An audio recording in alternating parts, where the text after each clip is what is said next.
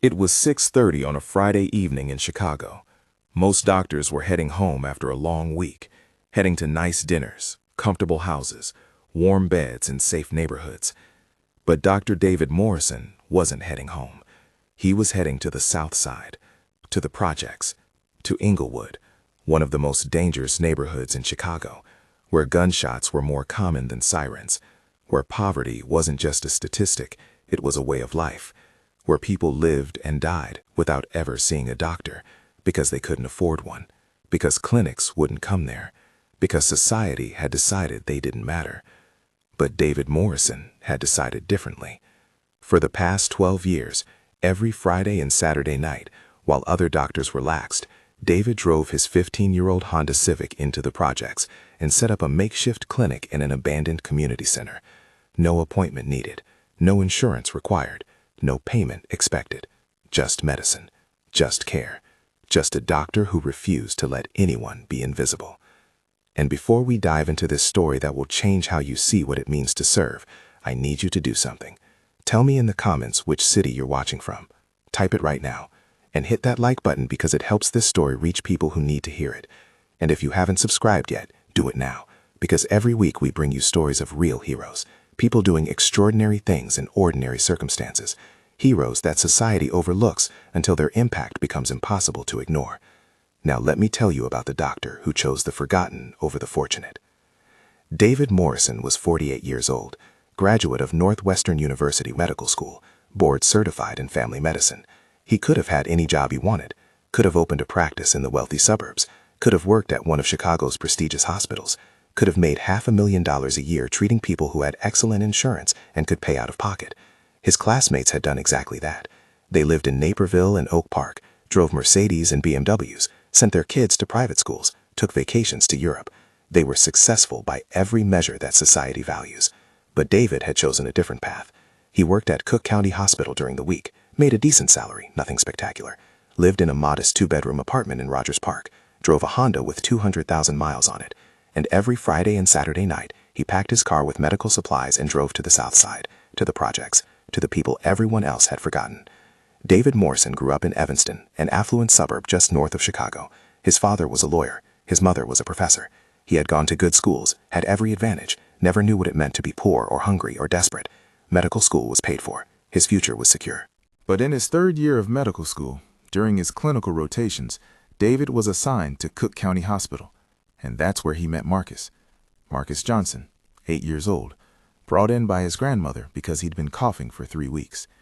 The grandmother, Mrs. Johnson, was 72, raising Marcus because his mother had died of an overdose and his father was in prison. Mrs. Johnson worked 2 jobs and still barely made rent. She had no insurance, had been turned away from 3 clinics because she couldn't pay up front, had watched her grandson get sicker and sicker for 3 weeks because she didn't know what else to do. By the time she brought Marcus to Cook County, he had pneumonia, severe pneumonia. He was admitted, was treated, was saved, but David never forgot the look in Mrs. Johnson's eyes, the shame, the helplessness, the apology for existing, for needing help, for being poor. David asked her why she waited so long, why she didn't bring Marcus in earlier, and Mrs. Johnson said something that changed David's life forever. She said, "Doctor, when you're poor, you're invisible. Clinics don't want you. Doctors don't see you.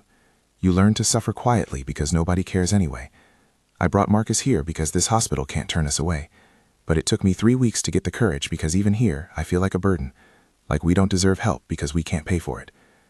David went home that night and couldn't sleep, couldn't stop thinking about Mrs. Johnson, about Marcus, about the thousands, maybe millions of people who suffered quietly because they were invisible, because society had decided they didn't matter enough to help. And David made a decision. When he became a doctor, he would see the invisible, would treat the people everyone else ignored, would make sure that poverty never again meant someone had to choose between medical care and dignity. After finishing his residency, David took the job at Cook County Hospital. It wasn't prestigious, it wasn't glamorous, but it was where the invisible came, where people without insurance, without money, without options could get care. David worked there during the week, Monday through Friday, 8 to 6. He was good at his job. Excellent, actually. His patients loved him because he actually listened, actually cared, actually took time. But David felt it wasn't enough, because the people who came to Cook County were the ones desperate enough to navigate the system. What about the ones who didn't come? The ones who suffered at home because they didn't know help existed? The ones in the projects where violence and poverty made even going to the hospital dangerous? Who was seeing them? Who was caring for them? Nobody. So David decided he would. He started small. 12 years ago, on a Friday night, David loaded his car with basic medical supplies from his own pocket. Bandages, antibiotics, blood pressure cuff, stethoscope, thermometer. He drove to Englewood, to the Parkway Gardens homes, known locally as O Block, one of the most dangerous housing projects in Chicago. He had no plan, no appointment, no permission. He just parked his car, walked into the courtyard, and started asking if anyone needed a doctor. People thought he was crazy, a white doctor in the projects on a Friday night. Either he was undercover police or he was suicidal. Nobody trusted him. Nobody wanted his help. He sat there for 4 hours. Not a single patient. But David came back the next Friday, and the Friday after that. And slowly, word spread. There's this doctor. Comes every Friday. Doesn't charge, doesn't judge, just helps. And people started coming. The first real patient was a woman named Shanice, 34 years old, mother of 3. She had diabetes, hadn't had insulin in 6 weeks because she couldn't afford it, was rationing her old supply, taking half doses, hoping it would last. She was going into diabetic ketoacidosis, was maybe days from a coma. David examined her, checked her blood sugar, which was dangerously high at 480, and immediately gave her insulin from his own supplies. Then he helped her apply for assistance programs, helped her get a regular supply, saved her life. Shanice told her neighbors told their friends, and suddenly David had patients. 10 the next Friday, 20 the Friday after that. By the end of the first year, he was seeing 50 to 70 people every Friday and Saturday night. People with diabetes, high blood pressure, infections, injuries, chronic pain, mental health issues, all the things that happen when you're poor and can't afford a doctor. All the suffering that happens invisibly. David couldn't do it alone. He reached out to other doctors, to nurses, to medical students, asked if they'd volunteer. Some said no, said it was too dangerous, said it was a waste of time. But some said yes. Dr. Lisa Chen, a pediatrician, started coming every other Saturday. Nurse Marcus Williams, who had grown up in Englewood and gotten out but never forgot where he came from, volunteered every Friday. Medical students from Northwestern and University of Chicago started rotating through, seeing real medicine, real patients, real need. And slowly, David built a team, built a mobile clinic, built something that mattered. They moved their operation to an abandoned community center that the city let them use for free, set up exam rooms, a waiting area, a small pharmacy with donated medications. It wasn't fancy. The building was old, the heat barely worked in winter, the air conditioning was non-existent in summer, but it was theirs. And every Friday and Saturday night, from 6 p.m. until 2 a.m., they were open, and people came. Hundreds of people. People who had nowhere else to go. People who had been invisible their entire lives, and suddenly had a doctor who saw them. David's colleagues at the hospital thought he was crazy. Thought he was wasting his time. Thought he should be building a private practice, making real money, living a real life. His ex-wife certainly thought so. They had divorced 8 years ago because she couldn't understand why David chose to work in the projects instead of making the money his education entitled him to. She wanted the life his classmates had, the big house, the nice cars, the country club membership. But David couldn't be that person, couldn't chase money while people died from preventable diseases, couldn't enjoy luxury while children in the projects went without basic medical care. So she left, married a cardiologist who lived in Aberville and drove a Tesla. And David kept going to Englewood every Friday and Saturday night, kept seeing patients who couldn't pay, kept being the doctor the invisible needed. On this particular Friday, October 11th, David followed his usual routine, finished his shift at Cook County at 6 p.m., drove home, changed out of his work clothes into jeans and a t-shirt. He never wore his white coat in the projects, never tried to look official or important, just wanted to be approachable, just wanted to be human. He loaded his car with supplies. Tonight he had gotten a donation of antibiotics from a pharmaceutical rep, so he had more than usual. Had insulin, had blood pressure medications, had bandages and antiseptics, everything he could fit in his trunk and back seat.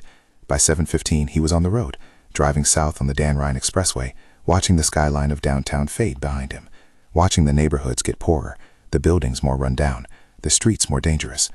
Most people driving this direction at this time were trying to get out of the south side as fast as possible. David was the only one driving in. He arrived at the community center at 7:45. His team was already there. Lisa Chen setting up the pediatric exam room, Marcus Williams organizing medications, 3 medical students from Northwestern preparing intake forms, and in the waiting room, already 27 people, waiting. Some he recognized. Mrs. Patterson, who came every week for her blood pressure check, young Deshaun, who was managing his asthma, Maria Rodriguez, who was pregnant and had no prenatal care anywhere else. Others were new faces, people who had heard about the clinic, people who had nowhere else to turn, people who had been invisible until David decided to see them. David put on a pair of gloves, grabbed his stethoscope, and got to work. First patient was a man named Terrell, 63 years old, homeless, with an infected wound on his leg. Second patient was a teenage girl named Jasmine, 15, with severe acne that was destroying her self-esteem. Third patient was an elderly woman named Dorothy, 81, with chest pain. David examined her, checked her vitals, realized she was having angina, possibly pre-heart attack. He called an ambulance. She didn't want to go. Couldn't afford the ambulance ride. Couldn't afford the hospital. David held her hand. Mrs. Dorothy, I will personally pay for everything if your insurance doesn't cover it. But you need to go to the hospital now. You could be having a heart attack. Please. She went. The ambulance came, took her to Cook County. David made a note to follow up on Monday. Patient after patient, hour after hour. A baby with an ear infection. A young man with a knife wound he didn't want to report to police. A woman with uncontrolled diabetes. A teenager with depression who was contemplating suicide. An elderly man with chronic pain from arthritis. A mother with 4 kids, all needing checkups for school. David saw them all, listened to their stories, treated their illnesses, prescribed medications, made referrals, did everything a doctor does, except send a bill. By 11 p.m., they had seen 63 patients. David was exhausted. His team was exhausted. But there were still 15 people in the waiting room, so they kept going. Because these people had waited, had trusted them, had believed that someone cared, and David wouldn't let them down, wouldn't make them invisible again. At 11:47 p.m., a young boy came running into the clinic, maybe 13 years old, out of breath, terrified. His name was Jerome. David recognized him, had treated him a few months ago for bronchitis. Jerome was shouting, Dr. Morrison, Dr. Morrison, you gotta come. My sister, she's having the baby. She's bleeding. It's bad. Please. David grabbed his emergency bag. Lisa Chen grabbed hers. They followed Jerome out of the clinic, into the night. He led them 3 blocks away, to a building that looked abandoned but wasn't. Up 3 flights of stairs with broken lights and graffiti-covered walls. To an apartment that was barely livable. 1 room, mattress on the floor, hot plate for cooking, trash bag over a broken window. And on that mattress, a young woman, maybe 17 years old, in labor, bleeding heavily. This was Jerome's sister. Her name was Aaliyah Johnson. She was 8 months pregnant, had received no prenatal care, except the 2 times David had seen her at the clinic. She couldn't afford a hospital birth, was planning to have the baby at home with help from her grandmother, but something was wrong, very wrong. David examined her quickly. She was hemorrhaging. Placental abruption, his medical brain told him. The placenta had separated from the uterus prematurely, life-threatening for both mother and baby. She needed emergency surgery, needed a hospital, needed it now. But David also knew that moving her 3 blocks back to the clinic, waiting for an ambulance, getting her to a hospital, all of that would take too long. She would bleed out. The baby would die. So David made a decision that would either save 2 lives or cost him his medical license. He would deliver the baby here, now, with whatever supplies he had in his emergency bag. In this apartment that wasn't sterile, wasn't equipped, wasn't a hospital. He would do something that was against every protocol, every rule, every safety measure. But he would try. Because trying was better than watching Aaliyah and her baby die. Lisa, I need you to assist. Marcus, he yelled down the hallway where Nurse Marcus had followed them up. Call an ambulance, but tell them it's not critical response. We need transport after delivery, not emergency. We're delivering here. Lisa's eyes went wide. David, we can't. This isn't safe. We don't have proper equipment. If something goes wrong, David cut her off. If we wait, they both die. If we try, they have a chance. I need you with me, Lisa. Please. Lisa nodded. She trusted David, trusted his judgment, trusted that he wouldn't risk lives unnecessarily. They got to work. David delivered babies regularly at Cook County, was trained for this. But delivering a baby in a hospital with full staff and equipment was completely different from delivering one in a 1-room apartment with a handful of supplies. Aaliyah was terrified, crying, in pain, bleeding. David held her hand, looked her in the eyes. Aaliyah, listen to me. I'm going to deliver your baby. You're bleeding because the placenta separated early. We need to get the baby out fast. I need you to push when I tell you, and I need you to trust me. Can you do that? Aaliyah nodded, tears streaming down her face. David positioned himself. Lisa prepared to receive the baby. Jerome held his sister's hand, and David began. The delivery was fast. Had to be. Every second mattered. Aaliyah was still bleeding, still losing blood, but she was strong, was brave, pushed when David told her to, breathed when he told her to breathe, and 7 minutes later, a baby boy was born. Small, maybe 5 pounds, not breathing. David's heart sank. He immediately began infant resuscitation, cleared the baby's airway, stimulated his back, began bag mask ventilation with the equipment he had in his emergency kit. 30 seconds, nothing. 1 minute, nothing. Lisa was working on Aaliyah, trying to stop the bleeding, but David saw her glance over, saw the fear in her eyes.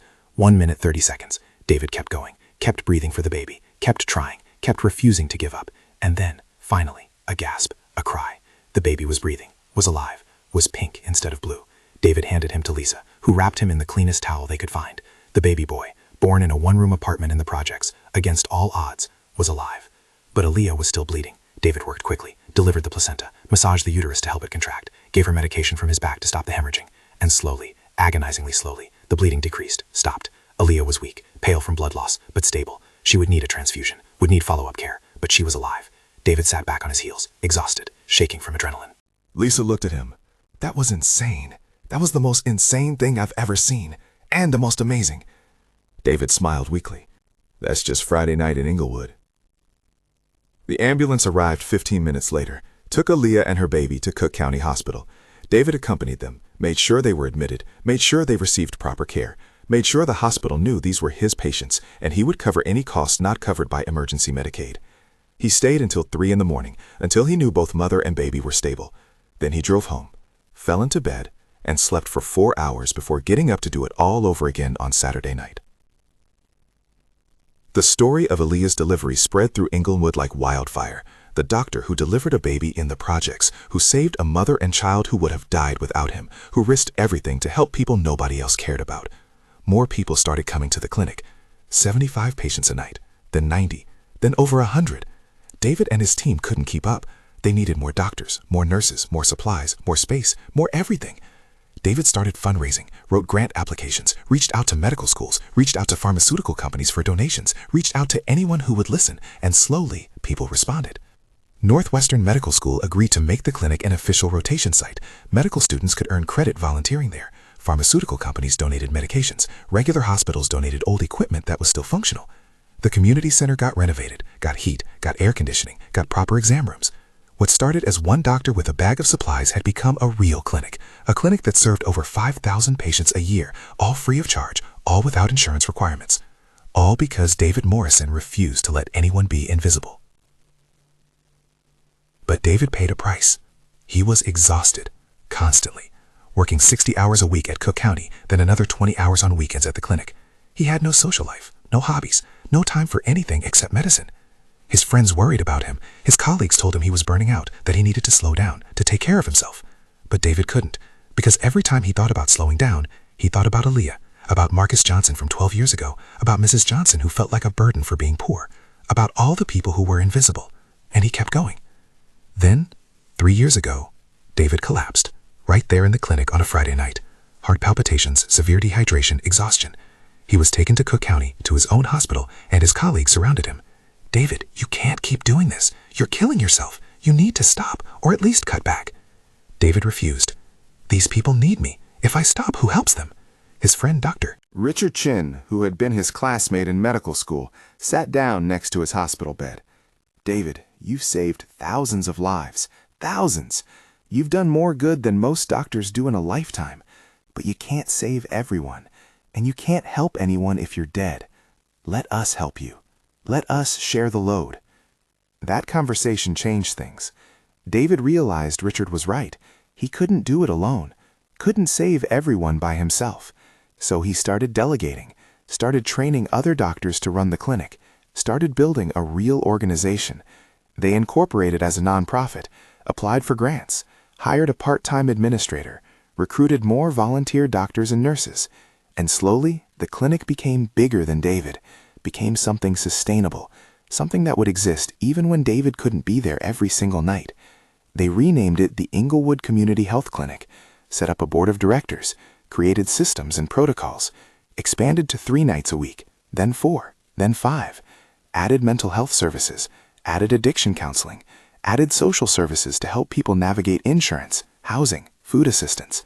It became a comprehensive clinic, a real safety net for people who had fallen through every other crack in the system. And it all started because one doctor refused to let poverty make people invisible.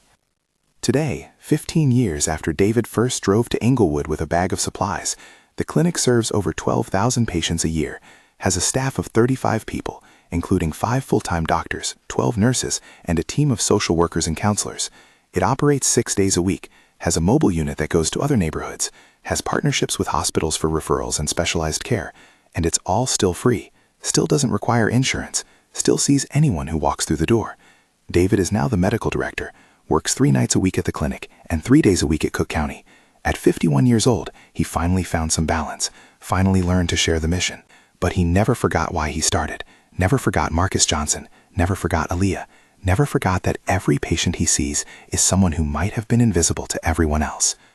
The impact of the clinic goes beyond just medical care. It changed the community.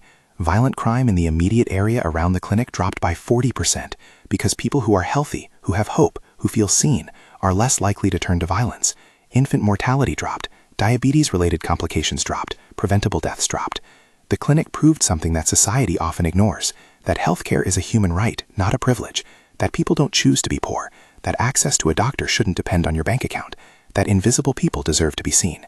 And when David walks through Englewood now, he's not a stranger. He's family. Kids run up to him. Adults thank him. Elderly people bless him because he chose them. When everyone else looked away, David looked at them. When everyone else decided they didn't matter, David decided they mattered more than anything. 5 years ago, David was nominated for the Presidential Citizens Medal. The nomination came from an unlikely source, Maria Rodriguez, the woman who had been pregnant and came to the clinic 15 years ago. Her son, born healthy because of the prenatal care David provided, was now 14, an honors student, planning to go to college, planning to become a doctor. Because Dr. Morrison showed me that doctors can be heroes, he wrote in his college essay, that helping people who can't pay is the most important work there is, that everyone deserves to be seen. Maria submitted David's nomination with letters from over 2,000 patients, people whose lives he had saved, families he had kept together, children who grew up healthy because of him. The award was presented at the White House. David brought his entire clinic staff. They all stood on stage together because David insisted it wasn't about him.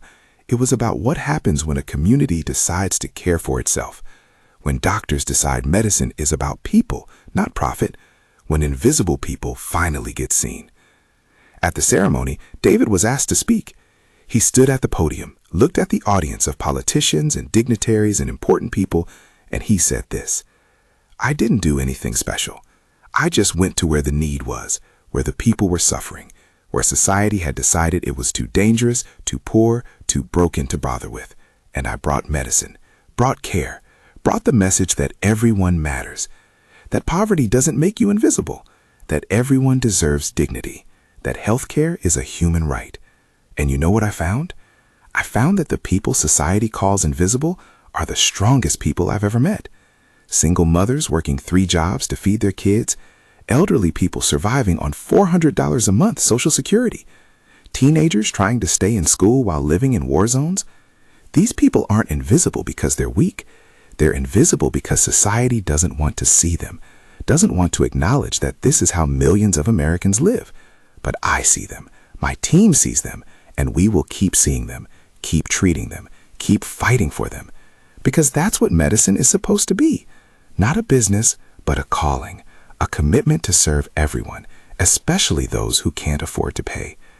That's the oath we take, to do no harm, to help the sick. Not to help the sick who have good insurance, just to help the sick, all of them, every single one. The speech was shared millions of times, became a rallying cry for healthcare reform.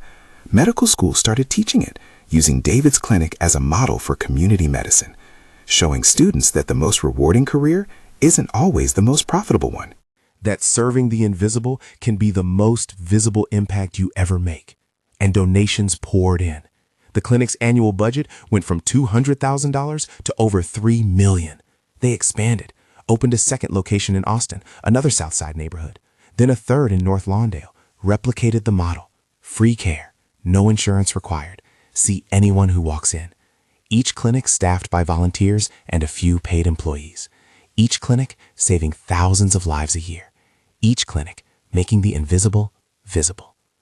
Aaliyah Johnson, the young woman who gave birth in that one-room apartment 15 years ago, is now 32. Her son, the baby David delivered, is 15.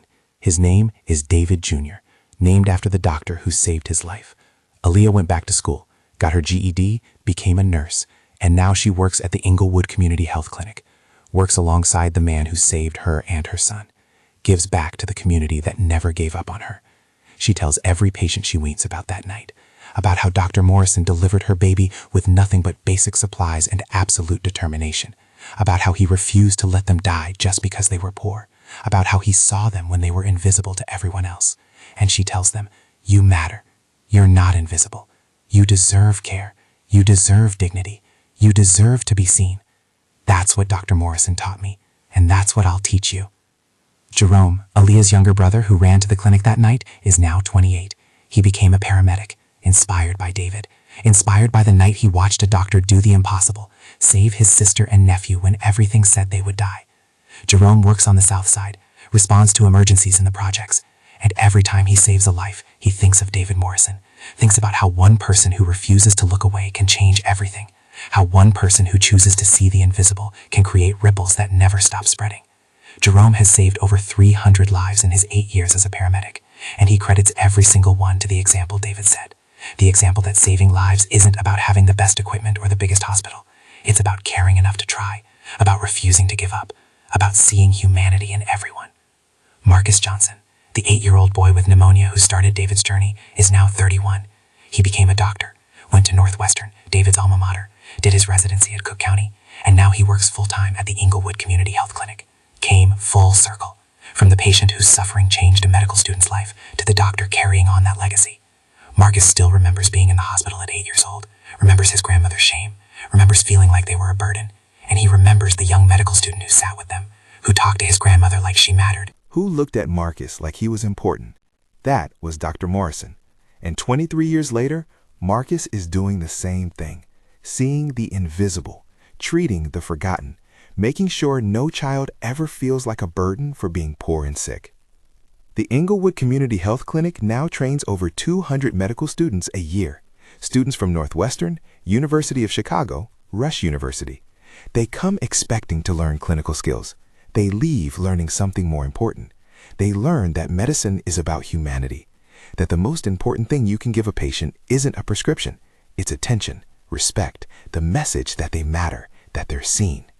Many of these students, after rotating through the clinic, changed their career plans. Instead of pursuing lucrative specialties in wealthy suburbs, they choose primary care in underserved communities. They choose to follow David's example, to go where the need is, to see the invisible. And slowly, healthcare in Chicago's poorest neighborhoods is improving. Not because of government programs or hospital systems, but because doctors who trained with David Morrison learned what medicine really means. David is 54 now, still works at the clinic 3 nights a week, still sees patients at Cook County 3 days a week. His Honda Civic finally died, but he replaced it with another used Honda. Still lives in his modest apartment. Still lives simply so he can give generously.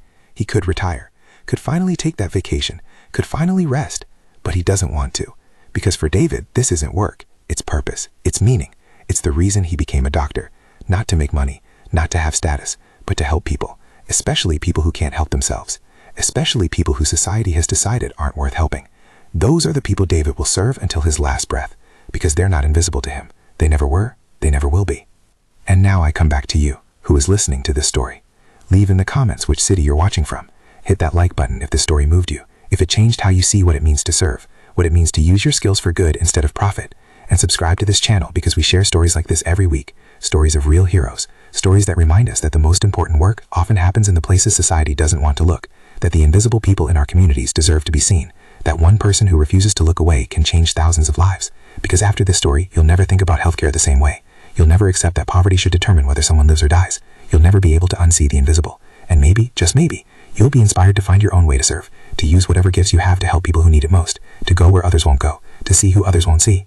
To be like Dr. David Morrison, to be the hero that invisible people desperately need. Because heroes don't need capes or superpowers. They just need compassion, commitment, and the courage to care when it would be easier to look away.